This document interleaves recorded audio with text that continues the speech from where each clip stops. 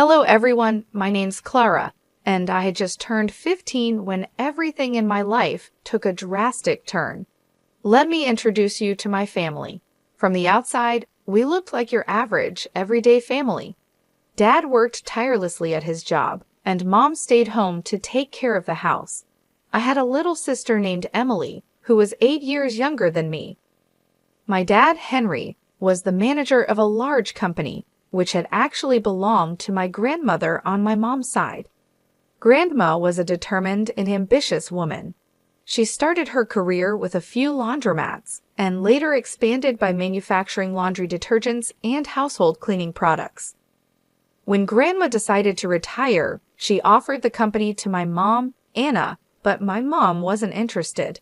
So Dad took over the business, and that's when things started to get complicated. I remember vividly the day everything started to crumble. I was in my room, trying to concentrate on my homework when I heard Mom yelling at Dad downstairs.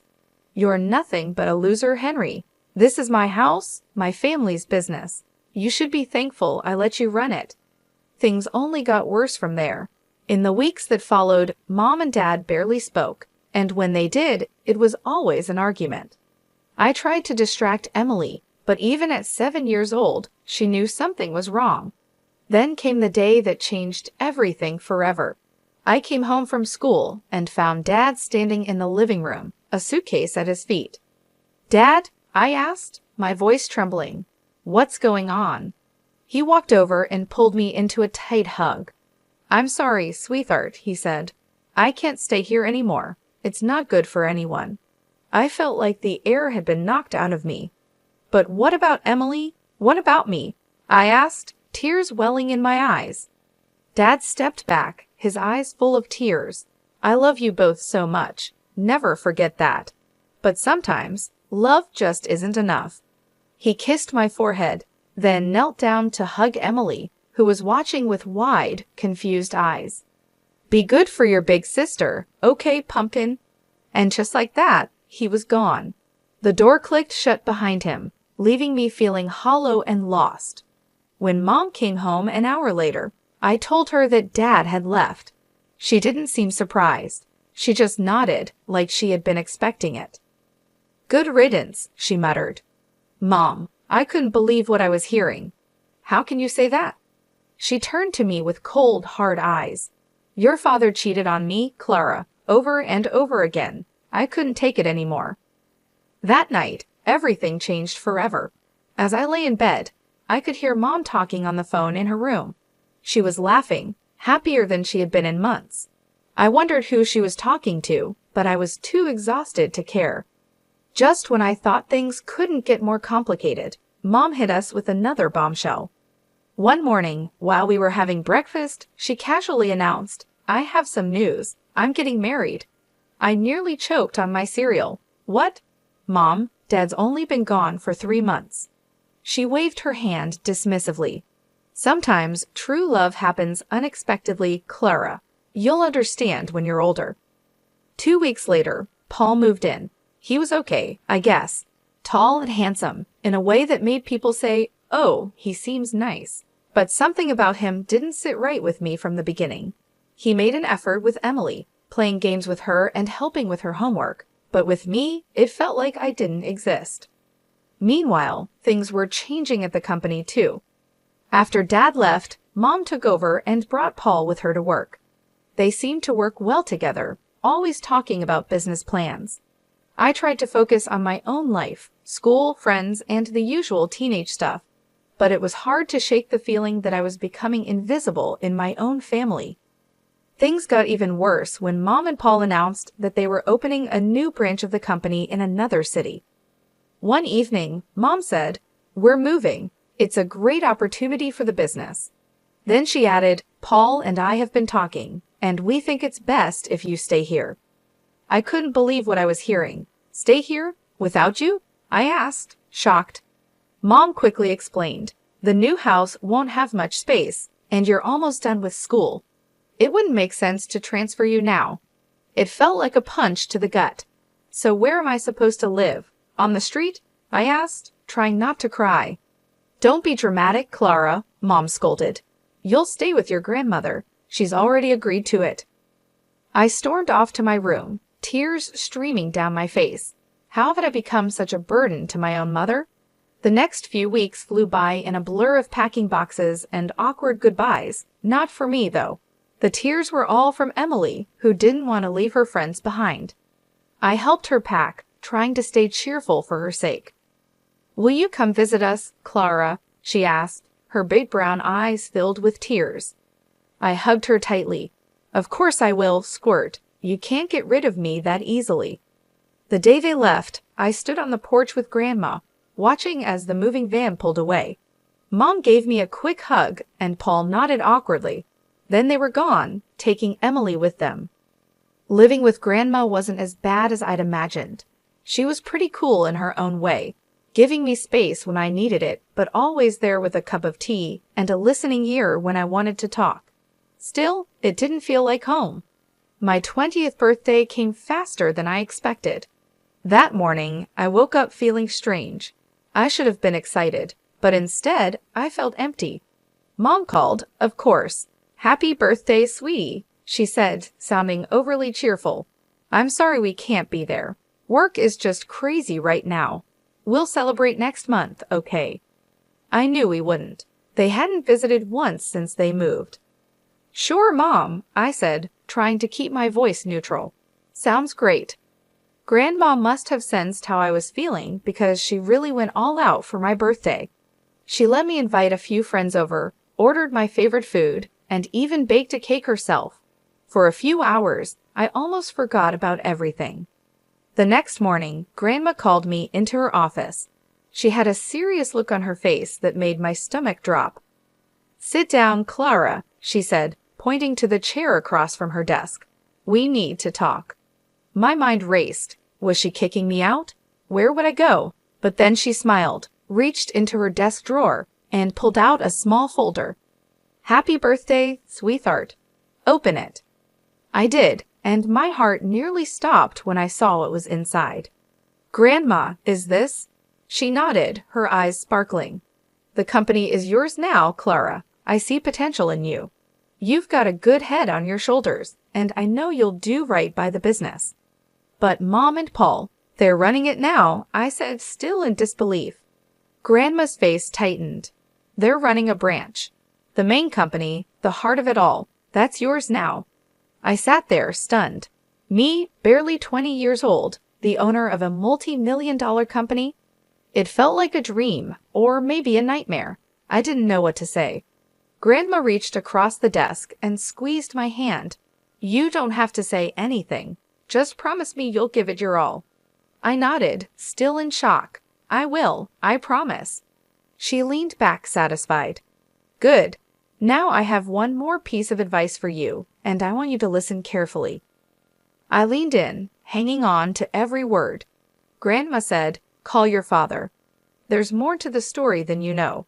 Talk to him, even if it's just as a consultant, but hear him out." It took me a whole week to find the courage to call Dad. We decided to meet at a small cafe downtown. When I saw him, my heart tightened. He looked older, tired, but his eyes brightened when he saw me. There was an awkward silence at first, but then everything spilled out. The divorce, Mom's remarriage, the move, and Grandma's gift. Dad listened quietly, his face showing all kinds of emotions. When I finished, he took a deep breath. "Clara, there's something you need to know about the divorce." Then he told me everything. How Mom never respected him, always belittling him and making him feel worthless. He explained that, after a huge fight, he got drunk and made the biggest mistake of his life.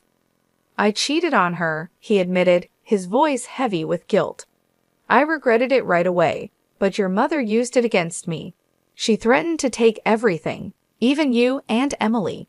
She wanted me to leave, give her all the property, and pay alimony." I sat there, stunned. This didn't sound like the mom I thought I knew. "Why didn't you fight it?" I asked. Dad looked at me with sadness and love in his eyes. "Because of you and Emily. I didn't want you both to go through a messy public divorce. I thought this would be easier." As we talked, It felt like a huge weight was lifted off my chest. For the first time in a long time, I felt like I had my dad back. Before we left, I took a deep breath and asked, "Dad, how would you feel about helping me with the company? As a consultant?" His smile was all the answer I needed. The next few months were a whirlwind. I studied for exams, spending long nights cramming. Before I knew it, I was standing on stage at my high school graduation, diploma in hand. Grandma was in the audience, beaming with pride. Mom and Paul were nowhere to be seen, but by then, I had learned not to expect much from them. As summer came, I focused on college applications, with Grandma's support and Dad cheering me on from afar. I aimed high. When the acceptance letters started arriving, I could hardly believe it. But the biggest surprise came when I opened the financial aid package from my top choice, a full ride. I stared at the letter in disbelief. Grandma cheered and pulled me into a hug. "I knew you could do it, kiddo. All those late nights in competitions paid off." I decided to major in business management. It seemed like the smart choice, especially now that I had a company to think about. The idea of running a business still felt unreal, but I was determined to make Grandma proud. To celebrate my college acceptance, Grandma decided to throw a small party, just the two of us. We got some fancy takeout and a bottle of sparkling cider. Grandma wasn't about to let me drink champagne, even though I was technically an adult now. We were halfway through dinner when the doorbell rang. Grandma frowned, clearly not expecting anyone. "I'll get it," I said, putting down my fork. When I opened the door, my stomach sank. There stood my mother and Paul, looking annoyed and impatient. Before I could say anything, they pushed past me into the house. "Mother, we need to talk about the company, now," Mom demanded. I stood there stunned as Mom launched into a rant. She didn't even look at me, didn't ask about my graduation or college. It was like I didn't exist. "Why can't we access the main accounts?" she demanded. "And why are you blocking the transfer of funds to our branch?" Grandma's expression hardened. "Because it's not your decision anymore, Anna. The company belongs to Clara now. She's the one who will decide its future and manage its finances." The room fell silent. I could feel the tension hanging in the air after Grandma's words. I saw a wave of emotions cross Mom's face, first shock, then anger, and finally something calculating. Suddenly, her whole attitude shifted. "Clara, sweetheart," she said, her voice dripping with fake kindness. "I've missed you so much. Why don't you come live with us?" I blinked, caught off guard by the sudden change. Mom stepped closer, reaching out like she wanted to touch my arm. Instinctively, I stepped back. "We've settled so nicely in the new city. We have a beautiful house, and there's a room just for you. We could set up a desk and get you a new computer for your studies and work." "No, Mom," I said firmly. "I'm happy here. I have my friends, my school, and Grandma needs me." Mom's smile wavered for a moment, but she quickly recovered. "Well, if that's the issue, we could always move back here. We could live in our old house, just like before. Wouldn't that be nice?" I shook my head. "It's not about the house, Mom. It's about everything." I could see the anger building in her eyes, barely contained. Before she could say anything, I decided to ask the question that had been burning inside me for months. "Mom, why did you really divorce Dad?" She froze, taken aback. "Well, your father cheated on me multiple times. I got tired of it. He left us for his mistress and didn't even pay alimony." "That's not true," I said quietly. "Dad told me everything. It only happened once, and it was because of how you treated him. He didn't abandon us. You kicked him out, and he's been paying alimony regularly." Mom's face twisted with anger. "How dare you, you ungrateful little brat. You have no right to interfere in my personal life. Everything here is mine, and I decide who lives where." Grandma, who had been quietly watching, finally stepped forward. Her voice was calm but firm, stronger than I had ever heard before. "That's enough, Anna. You seem to have forgotten a few things. This house, the company, they belong to me, not you. I gave the company to Clara because I trust her judgment more than yours. Now, I think it's time for you to leave." I watched with mixed emotions as Grandma firmly escorted Mom and Paul out of the house. The door clicked shut behind them, and I felt a strange mix of sadness and relief. I had lost something today, the last bit of hope I had about my mother. But I gained something too, a clear sense of my future and the comfort of knowing I wasn't alone. "What now?" I asked, my voice muffled against Grandma's shoulder. She pulled back and gave me a small smile. "Now we get back to celebrating your college acceptance. And tomorrow, we start planning for your real future, not the one your mother tried to force on you." The next morning, after the confrontation with Mom and Paul, I woke up to the sound of voices downstairs. Curious, I crept down the stairs and peeked into the living room. To my surprise, Dad was sitting on the couch, deep in conversation with Grandma. I sat down next to them, and Grandma explained why she had called Dad over. "I've been thinking about Emily," she said. "Your mother, well, I'm not sure she's in the best position to care for her right now. I've suggested your father seek custody of Emily." I felt a surge of hope. "Really? Dad, are you going to do it?" Dad ran his hand through his hair, looking both nervous and determined. "Yeah, I am. It won't be easy, but Emily deserves better than what she's getting now." I couldn't help it. I threw my arms around him. "Thank you, Dad." As we pulled apart, Grandma cleared her throat. "There's more," she said. "I've hired a private investigator to look into your mother and Paul's affairs." Over the next few weeks, life settled into a strange new rhythm. I started my college classes, diving into my studies with a focus I had never felt before. Dad started coming over regularly, and we worked on fixing our relationship. It felt good to have him back in my life. Then, about 2 weeks after that conversation, Grandma called us both over. Her face was serious as we sat down. "The investigator's report came in," she said, getting straight to the point. "And it's worse than we thought." She laid out the facts, each one hitting me like a punch. Mom had been cheating on Dad for years, long before the divorce. Her affair with Paul had started while she was still married to Dad. There were hotel receipts, records of expensive gifts, everything, painting a clear picture. But that wasn't even the worst part. "Paul is a con man," Grandma said, her voice firm. "He's done this before. He charms wealthy women, convinces them to move their money, and then runs off with it." I felt sick, so when they wanted to move the company's money. Grandma nodded. "Exactly. He was planning to steal it and disappear." We sat in silence, each of us lost in our thoughts. Finally, Grandma said, "We need to confront your mother with the truth." We set the meeting for the next day. Mom arrived at Grandma's house, looking annoyed and impatient. Her expression changed when she saw Dad was there too. What followed was one of the hardest conversations I've ever been part of. Grandma laid out all the evidence, the affair, Paul's history of fraud, and his plan to steal from the company. With each piece of information, I watched Mom's face, hoping to see some guilt or understanding, but all I saw was denial. "This is ridiculous," Mom said, sounding defensive. "Paul loves me. He would never do that. You're all just jealous of our happiness." Dad tried to reason with her. "Anna, please, look at the facts. Think about Emily. Is this the kind of man you want around our daughter?" But Mom wouldn't listen.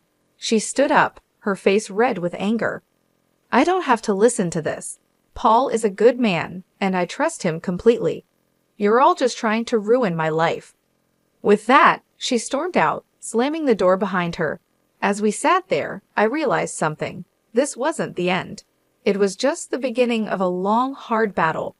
But looking at Dad and Grandma, I knew I wasn't facing it alone. The next few months were a whirlwind of legal battles and emotional ups and downs. With Grandma's strong support and her legal expertise, Dad filed for custody of Emily. I tried to stay focused on my studies, but it was hard not to get distracted by everything happening around me.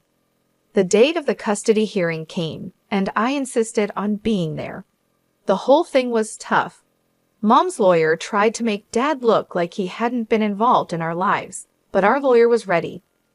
He showed proof of Dad's regular alimony payments, how he had tried to keep in touch with us, and the stable life he had now. Then came the big shock, the private investigator's report about Paul's criminal past and their plan to steal from the company. I watched Mom's face as the truth came out. First, she looked shocked, then angry, and finally lost. For a moment, I almost felt sorry for her, almost. When the judge granted full custody of Emily to Dad, I felt a mix of emotions, relief that Emily would be safe, but also sadness that it had come to this. As we left the courthouse, Emily in Dad's arms, Mom approached us. "This isn't over," she hissed, her eyes full of anger. Grandma stepped in between us. "Yes, Anna, it is. Go home." Things only got worse for Mom after that. The judge ordered her to pay child support to Dad for Emily. It was a huge shock for her since she had always thought she'd be the one receiving support, not paying it. I threw myself into my studies and learning more about the company, trying to stay away from the family drama. But I couldn't help feeling a bit satisfied when I heard that Paul had left Mom, running off with another woman and a large chunk of Mom's personal savings. One evening in the fall, Dad called me. His voice was tense with emotion. "Your mother showed up at my place today," he said. "She wants to make up. She said she made a mistake and wants us to be a family again." My heart tightened. Part of me, a small part, wanted him to say yes, wanted things to go back to how they used to be, but I knew better now. We had all been through too much. I told her no, Dad said firmly. I told her that ship sailed a long time ago, and that I wouldn't put you or Emily through that again. I let out a breath I didn't realize I had been holding. "Good," I said, surprised at how strong my voice sounded. "You deserve better, Dad. We all do." There was a pause, and then Dad spoke again. I could hear him smiling. "When did you get so wise, Clara?" I laughed, feeling lighter than I had in a long time. I learned from the best. After I hung up the phone, I looked around my room at Grandma's house. My textbooks were scattered across the desk next to a stack of company reports. Photos of me with Dad and Emily smiled back from the bulletin board. This wasn't the life I had imagined a year ago. It wasn't perfect. There was still a lot to figure out and plenty of challenges ahead. But it was real. It was mine. I thought about Mom, now alone after all her plans and manipulations. I felt a little pity, but it was mostly replaced by a sense of justice.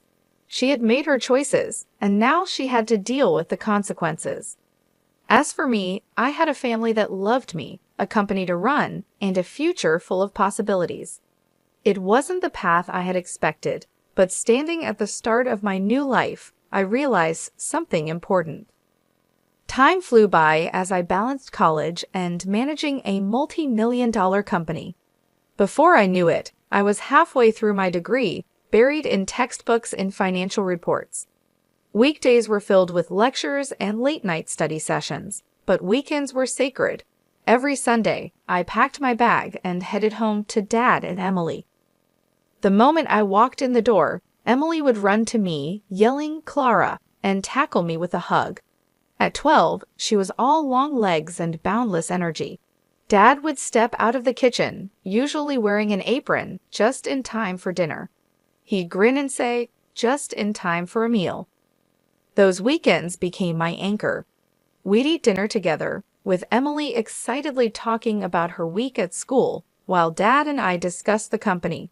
After Emily went to bed, Dad and I would often stay up late, going over business strategies.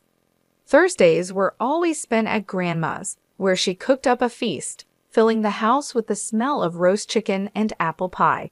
After lunch, we'd sit on the porch, talking about everything and nothing. "I always knew you had it in you, Clara," Grandma would say, squeezing my hand.